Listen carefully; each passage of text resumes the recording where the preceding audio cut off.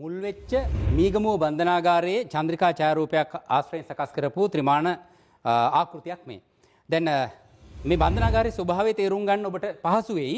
එක පැත්තකින් මීගමුව කලපුව තියෙනවා.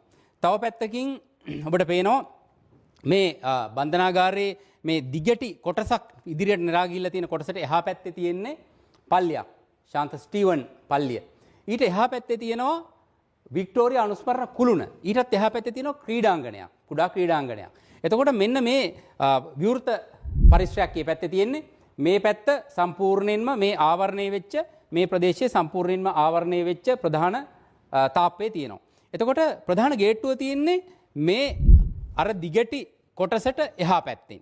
ඊට මදක් ඔබෙන් තමයි තිබෙන්නේ. එතකොට දැන් මේ සිදුවීම වෙන්නේ ඊයේ පස්වරු 5:20ට විතර මේ කණ්ඩායම් දෙකක් අතර මත්ද්‍රව්‍ය සහ සංවිධානාත්මක අපරාධකරුවන් අපරාධ චෝදනා ලැබපු කණ්ඩායම් දෙකක් අතර ප්‍රධාන ගැටුම ඇති වෙන්නේ මේ ඔබට පේන මේ පරිසරය ඇතුලේ තියෙන දිග බිල්ඩින් දෙකක්. මේ දිග බිල්ඩින් නැත්නම් මේ ගොඩනැගිලි. දිග ගොඩනැගිලි කිහිපයක් තියෙනවා. මේ ගොඩනැගිලි දෙකක්. මේ ගොඩනැගිලි දෙකේ තමයි දෙක අතරේ කොටසක තමයි මේ ගැටුම ඇති වෙන්නේ විවෘත පරිසරයකදී.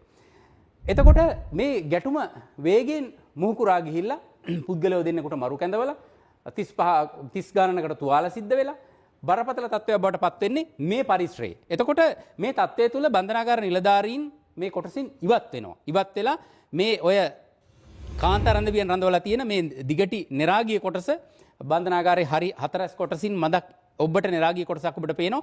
මෙන්න මේ කොටසේ ඇතුළ කොටසේ තමයි මේ කාන්තාරන්දවියන් ඉන්නේ. එතකොට ඔවුන් මේ පැත්තේ රැඳිලා ඉන්නවා, අනිත් පැත්තේ පිරිමි රැඳවියෝ ඉන්නවා. බන්ධනාගාර නිලධාරීන් පරිසරයෙන් ඉවතට යනවා.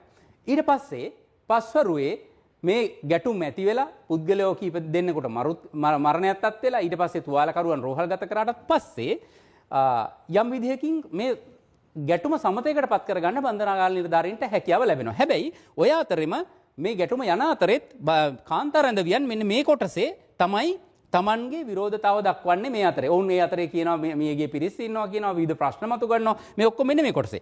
එතකොට අනිත් පැත්තෙන් පිරිමි රැඳවියෝ ඉන්නවා මේ පැත්තේ කොටසේ. මේ ශාලාවල වෙනදා සාමාන්‍යයෙන් රාත්‍රියට මොවුන් ඇතුළට දාලා ඔවුන් කාමර ඇතුළට දාලා නැවත එළියට ගන්න අනිත් පහුදා උදේ. නමුත් ඊයේ රාත්‍රියේ ඔවුන් ඉන්නේ නිදැල්ලේ.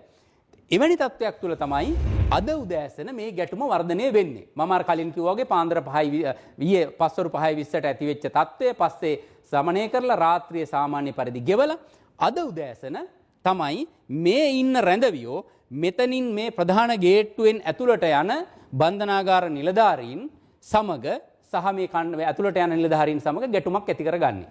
ඇත්තටම මේ වගේ පුළුල් පරිසරයක මේ වගේ ගැටුමක් निराකරණය කරලා තියෙද්දි ආයෙත් මෙවැනි තත්ත්වයක් අද උදෑසන මතුවුනේ ඇයි?